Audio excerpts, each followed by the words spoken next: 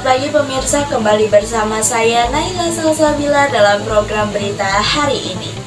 Kita akan membahas salah satu layanan transportasi publik yang sedang berkembang di Jakarta, yaitu Jaklingko.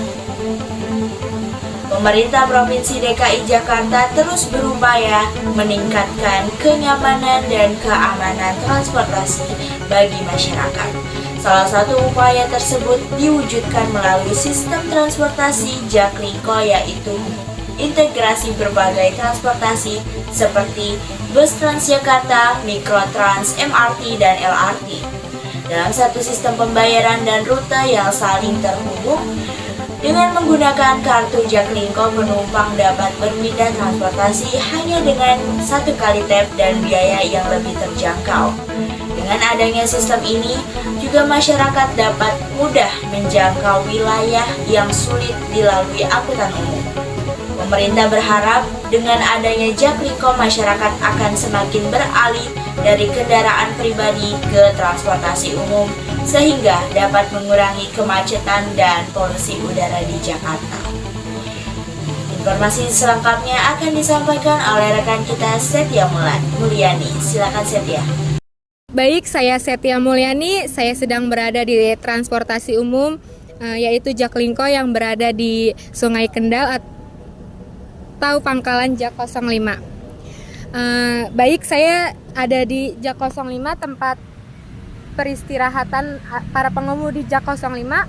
Bisa dilihat banyaknya mobil yang sedang terparkir di daerah Sungai Kendal atau titik tempat peristirahatan pengemudi Jak 05. Baik, saya di sini dengan Bapak siapa Pak sebelumnya? Bapak Sabariman. Bapak Sabariman. Ya. Ya, baik, di sini saya mau bertanya Pak. Ya. Apa sih Pak tujuannya diadakan Jaklingko ini? Tujuannya untuk membantu masyarakat Jakarta. Jadi transportasi cepat, tepat gitu. Jadi pemerintah mengadakan membantu masyarakat Jakarta supaya transportasi itu cepat dan tepat gitu. Tepat waktu gitu. Apa tanggapan masyarakat ini terhadap Jaklingko Pak yang udah diadakan oleh pemerintah? Kebanyakan dia itu bersyukur, alhamdulillah dia itu. Jadi masyarakat semuanya ya alhamdulillah adanya Jaklingko ini.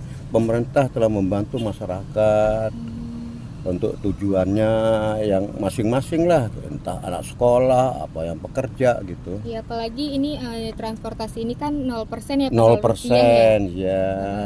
Terus kita ini di mana saja sih Pak bisa menemukan rute-rute Jaklingko ini? Jaklingko ini sudah ditentukan sama Jakarta, jadi jalur-jalurnya sudah ditentukan gitu. Jadi kalau umpamanya tujuannya kemana gitu bisa transit ke busway, transit ke Tran juga gitu. Yang penting tujuannya kemana gitu. Baik Pak. Di mana saja sih Pak orang-orang ini bisa menemukan Jaklingko? Ya di jalur-jalur ini transportasi yang kira-kira masyarakat yang membutuhkan, yang masyarakatnya banyak gitu, yang tidak terjangkau umpamanya di pinggir kota gitu adanya. Ini Jaklingko ini cuma adanya di DKI Jakarta doang kan? DKI ya, Jakarta saja. Terus kapan sih Pak adanya tuh mulai program Jaklingko kayak gini Pak? Jaklingko ini mulain dulu waktu Gubernur Anies sama Sandiaga Uno. Dulu bukan Transjakarta, OKU Trip. Ini kan gagasannya Sandiaga Uno dulu. Itu kalau boleh tahu itu tahun berapa Pak? Tahun 2018 mungkin deh. Oh, 2018. Nah, 2018. Ya. Nah, terus berarti itu ngapa? Terlalu Pak. Kapan Jaklingko beroperasi setiap harinya Pak? Maksudnya itu setiap kayak hari? Iya, dari jam berapa ke jam berapa? Dari setiap hari itu pas start pertama itu jam 5 subuh. Jam 5 subuh ya, sampai jam 10 startnya itu. Start terakhir jam 10, start perdana jam 5 subuh. Oh, kalau boleh tahu itu Maksudnya pengemudinya bergantian atau Bergantian, jadi udah ditentukan masing-masing gitu. Jadi setiap mobil itu dua pramudi. Oh. Tuh, jadi pramudinya semuanya itu sudah apa ya Dek ya, kayak sekolah gitu, kayak apa ya, punya ijazah gitu Oh, semuanya. Jadi iya. kalau nggak ada itu ya nggak Ijazahnya bisa. nggak bisa jadi Ya, nggak pengemudi bisa Jaklingko gitu. ya, Pak? Nah, kalau boleh tahu itu siapa sih Pak yang mendirikan Jaklingko ini? Ya waktu Jaklingko ini ya tadinya ya OKO Trip itu gagasannya Sandiaga Uno gitu. Terus Sandiaga Uno nggak ada, ya mungkin gimana sekarang pemerintah jadinya yang nerusin gitu. Jadi diganti nama Transjakarta gitu. Oh, kalau boleh tahu ya Pak, siapa yang mengajak bekerja sama dengan Jaklingko ini Pak? dari Jaklingko ya, dari ini tadinya itu mungkin dari pemerintah itu sama kantor KWK gitu. Jadi semuanya yang reguler mau nggak yang masuk ke Jaklingko ini kan gitu. Jadi nanti kan itu kan terbatas ininya Dek, sekian mobil yang dipakai untuk jalur ini, sekian mobil untuk pakai ini. Kalau udah tercukupi ya mungkin ya nggak ngambil lagi gitu. Oke baik Pak. Kalau mengapa sih Pak Jaklingko ini tuh diadakannya itu di DKI Jakarta? Kenapa nggak di luar DKI Jakarta kayak di Jawa Barat? Nah, itu kan lain gubernur, Oh. lain pemerintahan lah, pemerintahan gubernur di sono. Ini kan gubernur DKI yang gagasannya Oh gitu ya Pak. Baik. tadinya.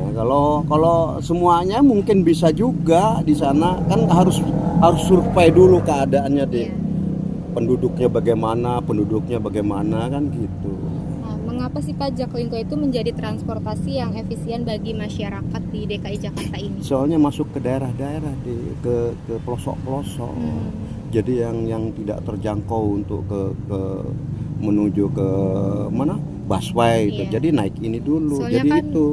Soalnya kan nggak semua orang punya kendaraan umum ya Pak Iya, ya. iya, itu. Jadi adanya Jaklingko ini tuh sangat membantu masyarakat ya Pak. Iya. Nah terus bagaimana sih Pak dampak masyarakat terhadap Jaklingko ini Pak? Ya positif. Dia nanggepin positif. Dia bersyukur gitu. Kebanyakan anak sekolah apa itu bersyukur jadi adanya ini. Lalu bagaimana tanggapan Bapak dengan adanya Jaklingko? Ya saya ya bersyukur juga bisa kerja, bisa apa ya istilahnya, bisa ngatur-ngatur keuangan kita sendiri. Jadi pendapatan kita gini harusnya pinter-pinter dah gitu. Iya. Kalau boleh tahu berapa lama Bapak bekerja sebagai pengemudi Jaklingko? Sebetulnya kalau di DKI Jakarta ini sudah umur 58 udah nggak dipakai deh. Kayak saya ini kan udah tua sebetulnya. Tapi saya isi ini kan supirnya supir backup gitu, masih bisa dipakai. Tapi kalau yang batangan semua itu 58 ke bawah, 58 ke atas sudah nggak bisa. Berarti itu ibaratnya kayak PNS ya Pak, kan ada ini umurnya kan, batas umurnya sekian itu udah nggak boleh. Ya itulah. Nah kalau boleh tahu itu berapa perharinya itu penumpang menaikin Jaklingko Pak? Kalau targetnya itu apa bisa sampai 1000 penumpang atau 900 penumpang? Enggak, kalau dalam satu hari itu kita nggak tentu, ada yang 300 dalam satu hari, 300 orang, ada yang 200 orang kan, tergantung route-nya kalau bagus ya bagus gitu.